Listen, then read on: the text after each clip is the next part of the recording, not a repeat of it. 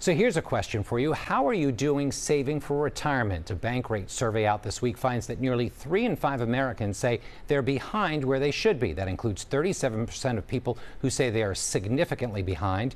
And while some people are just not saving enough, there may also be another reason. It's called 401k leakage. You heard me right, leakage. Billions of dollars are being lost in retirement savings. Joining me now is Regina McCann Hess, certified financial planner and founder of Wealth Management in Malvern. So Regina, I have never heard of this. 401k leakage. What is this? Do I need a diaper for this segment? No diapers. Okay. All right.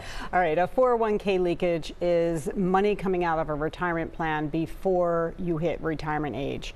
And that's key because if you're taking money out of a retirement plan before age 59 and a half, there's some serious consequences to that. So I'm trying to visualize this. Why do we call it leakage? Okay. So think about a bucket because this is our bucket for saving for the long term. But think about water coming into the bucket from the roof, but you have a hole in the bottom of the bucket, so you're not really capturing all the water. And in this case, you're not capturing all the cash because it's going out the bottom because of your leakage. Okay, so that's 401k leakage. And what kind of withdrawals are we talking about? Okay, well, the first one could be a hardship withdrawal, and that might be where, you have a sudden immediate need for cash and you don't have enough in your rainy day savings. And that could happen when you have a medical event. It could happen when somebody's going to foreclose on your home. You could be going to college. A couple other reasons that you would have that, but those are reasons. But it's also taxable, and it's also money coming out of your account permanently. So say I take a hardship withdrawal of $10,000 or something. What happens? So let's just say they are going to withhold 20%. So you're now getting $8,000, right? And then if you're under 59 and a half, you could have a tax penalty. That could be another $1,000. So now you're left with $7,000. So you mentioned, illness, foreclosure and stuff, but you also mentioned like schools and, are people also taking money out for house deposits too, down payments? Yeah, usually it's your first home purchase. Now that's why I say you could have a tax penalty of 10% if you're under 59 and a half, because there's rules that you have to stay within the guidelines. Like you can't withdraw more than what you need, and there's a couple other things in there. But yeah, you're going to have to pay taxes on that money. It's not free. So if it's a withdrawal like that, check with your accountant first beforehand. Yes. What about loans? A lot of people take loans from their 401k plans. Is that a leakage situation? It could be. First, if you pay it back, not so much. But if you, for some reason, cannot pay it back, or you leave the job and then you immediately have to pay it back and you can't, that's considered an immediate distribution.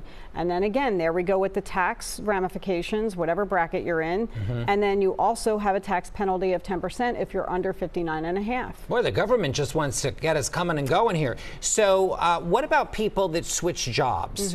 People are changing jobs all the time. I mean, is that going to affect their 401ks? Yeah, well, that's probably where a lot of our leakage comes in. Now, if you're transferring or rolling over that 401k to your new employer, or you're rolling it to your IRA, you're not going to have leakage. That's going to move over. You're going to stay in the same retirement money, and that's good.